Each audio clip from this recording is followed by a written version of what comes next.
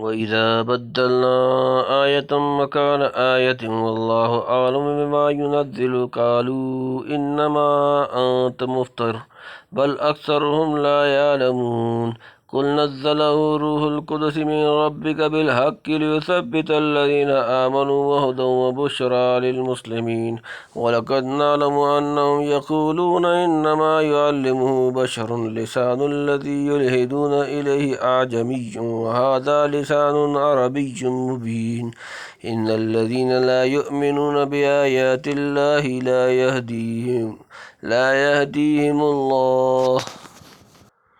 والله ولهم عذاب أليم إنما يفتري الكذب الذين لا يؤمنون بآيات الله وأولئك هم الكاذبون من كفر بالله من بعد إيمانه إلا من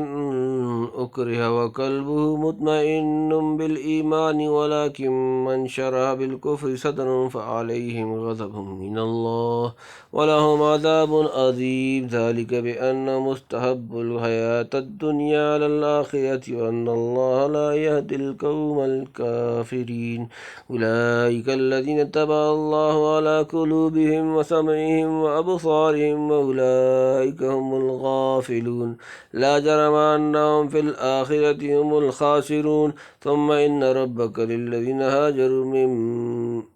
بعد ما فتنوا ثم جاهدوا وصبروا إن ربك من بعدها لغفور رحيم وإذا بدلنا آية مكان آية والله أعلم ما ينزل قالوا إنما أنت مفتر بل أكثرهم لا يعلمون وإذا جب بدلنا بدلتے ہیں آیت کوئی حکم مکان جگہ آیت دوسرا حکم اللہ اور اللہ عالم خوب جانتا ہے بما اس کو جو ينزل وہ نازل کرتا ہے قالوا وہ کہتے ہیں انما اس کے سوا نہیں انت تو مفترن تم گھڑ لیتے ہو بلکہ اکثر ہو ان میں اکثر لا یعلمون نہیں رکھتے ہو جب ہم بدلتے ہیں ایک آیت کی جگہ دوسری آیت اور اللہ خوب جانتا ہے جو اتارتا ہے تو کہتے ہیں تو بنا لاتا ہے یہ بات نہیں پر اکثروں کو ان میں خبر نہیں پہلے حکم دیا تھا کہ قرآن پڑھتے وقت شیطان رجیم کی قید سے پناہ ڈھونڈو کہیں وہ اس بہترین کام میں رکاوٹ اور خرابی نہ ڈالے یہاں اس کی بعض رکاوٹوں کا ذکر کرتے ہیں جو قرآن کے متعلق پیدا کرتا تھا واقعی یہ ہے کہ پورا قرآن ایک مرتبہ تو نازل ہوا نہیں موقع آیات نازل ہوئی تھیں ان میں بعض وقتی احکام بھی آتے تھے پھر دوسرے وقت حالات کی تبدیل ہونے پر دوسرا حکم آ جاتا تھا مثلاً ابتدا میں قتال سے ممانعت اور ہاتھ روکے رکھنے کا حکم تھا ایک زمانے کے بعد اجازت دی گئی یا ابتدا میں حکم تھا قم اللیل الا قلیلا نصفہ او انقص منہ قلیلا سورۃ نمبر 73 سورۃ مزمل آیت نمبر 32 تھوڑی مدت کے بعد مکہ ہی میں یہ آیات نازل ہوئیں علم ان لم تحصوہ علیکم فقرؤوا ما تیسر من القرآن آیت نمبر 73 سورۃ مزمل آیت نمبر 20 کفار ایسی چیزوں کو سن کر اعتراض کرتے کہ یہ خدا کا کلام کیسے ہو سکتا ہے کیا خدا تعالیٰ نے معاذ اللہ پہلے بے خبری سے ایک بات کا حکم دے دیا تھا پھر خبر ہوئی تو دوسرا حکم اتارا معلوم ہوتا ہے کہ یہ کلام آپ خود بنا لاتے ہیں ورنہ خدا کے احکام ایسے نہیں ہو سکتے ایک دن کچھ دوسرے دن کچھ اس طرح کی شبہات وہ ثابت ممکن تھا شیطان بعض مسلمانوں کے دلوں میں القاء کرے اس کا جواب دیتے ہیں کہ تمہارا یہ اعتراض محض جہالت سے ہے تم کو اگر نسا کی حقیقت معلوم ہوتی تو کبھی ایسا لفظ زبان سے نہ نکالتے نسا کا مطلب صرف اس قدر ہے کہ ایک میعادی حکم کی میعاد پوری ہونے پر دوسرا حکم بھیجا جائے کیا طبیب منزج کا نسخہ 10-20 دن پہ لا کر اگر مسل تجویز کر دیے تو اسے طبیب کی کم علمی یا بے خبری پر محمول کیا جا سکتا ہے جو ایسا ہے وہ خود جاہل اور بے خبر کہلائے گا حق تعالیٰ خوب جانتا ہے کہ جس وقت جو حکم اتارا گیا یعنی جو روحانی غذائیت دوا تجویز کی گئی وہ کہاں تک مریضوں کی مزاج اور حالات کے مناسب ہے قل نزلہ روح القدس من ربک بالحق لیثبت الذین آمنوا وہدی وبشری للمسلمین قل آپ کہہ دیں نزلہ اسے اتارا روح القدس جبرائیل من سے ربک تمہارا رب بالحق حق کے ساتھ لیثبت تاکہ ثابت قدم رکھ کرے الذین وہ لوگ جو آمنوا ایمان لائے مومن وہدی اور ہدایت وبشری اور خوشخبری للمسلمین مسلمانوں کے لیے تو کہ اس کو اتارا ہے پاک فرشتے نے تیرے رب کی طرف سے بلا شبہ تاکہ ثابت کرے ایمان والوں کو اور اور ہدایت اور خوشخبری مسلمانوں کے واسطے، یعنی میرا یا کسی بشر کا بنایا ہوا کلام نہیں ہے، تو وہ کلام ہے جو بلا شبہ میرے رب نے روح القدس پاک فرشتہ جبرائیل امین کے ذریعے سے عین حکمت و مصلحت کے موافق مجھ پر نازل فرمایا۔ گویا میرے رب کا کہہ کر متنبع فرما دیا کہ اس کی نازل کرنے والی وہ ہستی ہے جس نے خود محمد صلی اللہ علیہ وآلہ وسلم کی اس قدر حیرت انگیز طریقہ سے ایسے اعلیٰ و اکمل اخلاق پر تربیت فرمائی جو تمہارے سامنے ہے، اور روح القدس کا واسطہ بیان فرما کر شاید اس طرح اشارہ کرنا ہو کہ جس کلام کا حامل روح القدس بنایا گیا وہ روحانیت، پاکیزگی اور ملکوتی خصال کا پیکر ہونا چاہیے۔ چنانچہ دیکھ لو ان اوصاف میں اس شان کا کیا کوئی دوسرا کلام آسمان کے نیچے نظر آتا ہے؟ یعنی موقع بموقع اور بتدریج احکام و آیات کا نزول دے کر ایمان والوں کے دل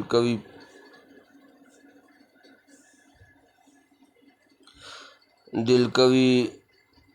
اور اعتقاد پختہ ہوتے ہیں کہ ہمارا رب ہمارے حال اور زندگی کے ہر ایک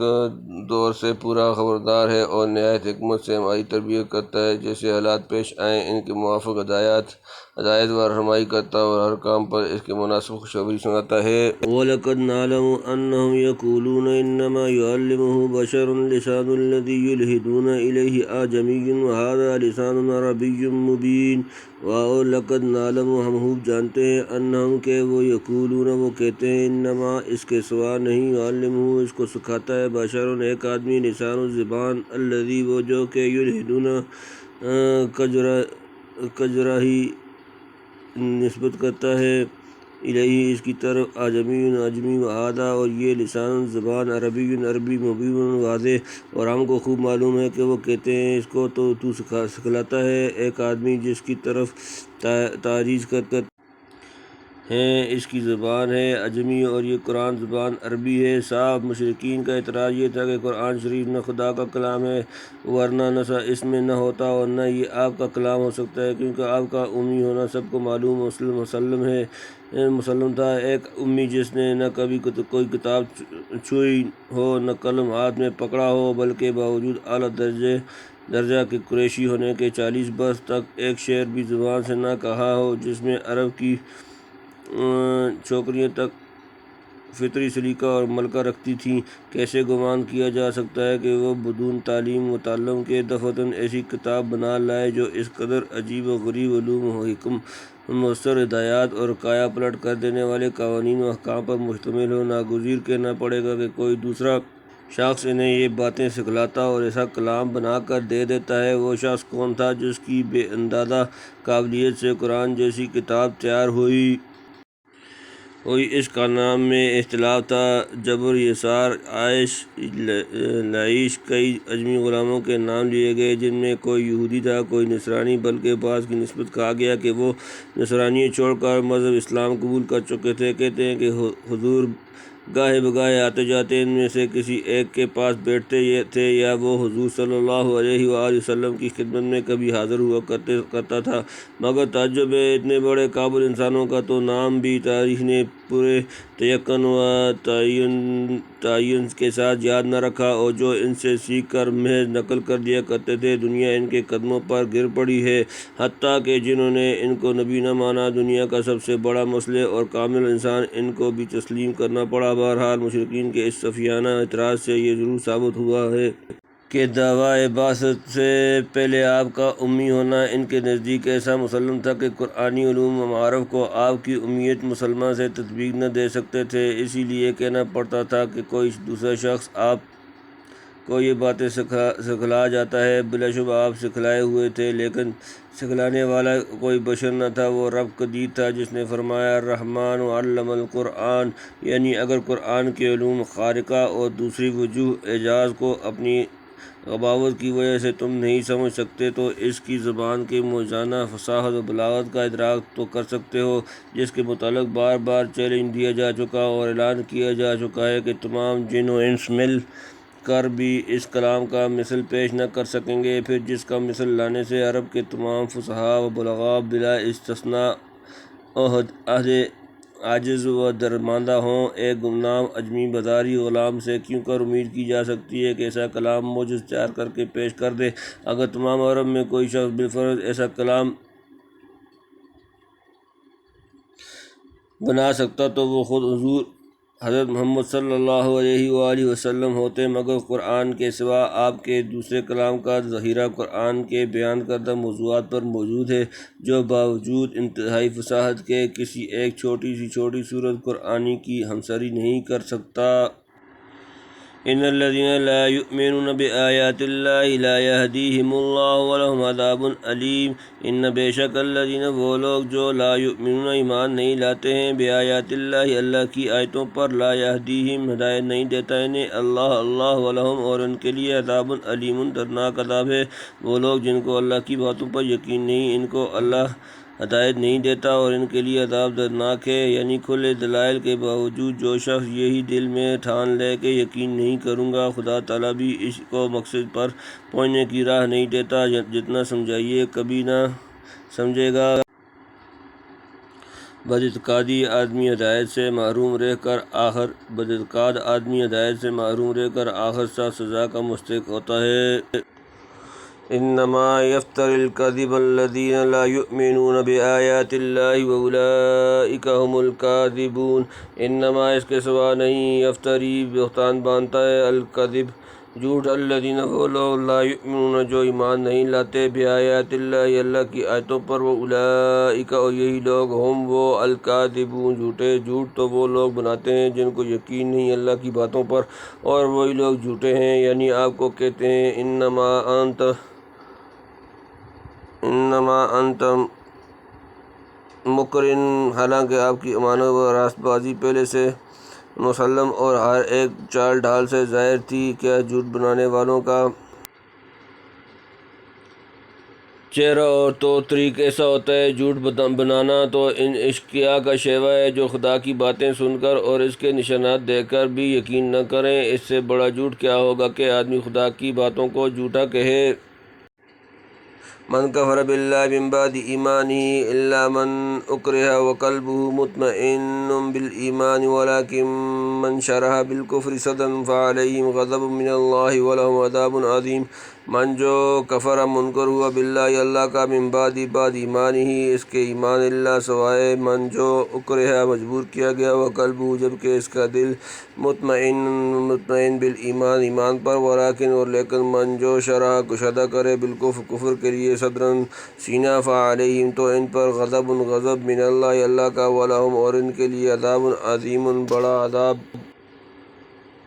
جو کوئی منکر ہو اللہ سے یقین لانے کے پیچھے مگر وہ نہیں جس پر زبردستی کی گئی اور اس کا دل برقرار ہے ایمان پر، لیکن جو کوئی دل کھول کر منکر ہوا سو ان پر غضب ہے اللہ کا اور ان کو بڑا عذاب ہے۔ ایک تو وہ مجرم ہیں جو سینکڑوں دلائل و آیات سن کر بھی یقین نہ لائیں، مگر ان سے بڑھ کر مجرم وہ ہیں جو یقین لانے اور تسلیم کرنے کے بعد شیطانی شبہات وساوس سے متاثر ہو کر صداقت سے منکر ہو جائیں، جیسا کہ عبداللہ بن ابی سرح نے کیا تھا کہ ایمان لانے کے بعد مرتد ہو گیا، والعیاذ باللہ۔ ایسے لوگوں کی سزا آگے بیان فرمائی ہے۔ درمیان میں الا من اکرہ الہ سے ایک ضروری استثناء کر دیا گیا، یعنی اگر کوئی مسلمان صدق و دل سے برابر ایمان پر قائم ہے، ایک لمحہ کے لیے بھی ایمانی روشنی اور قلبی طمانینت اس کے قلب سے جدا نہیں ہوئی، صرف کسی خاص حالت میں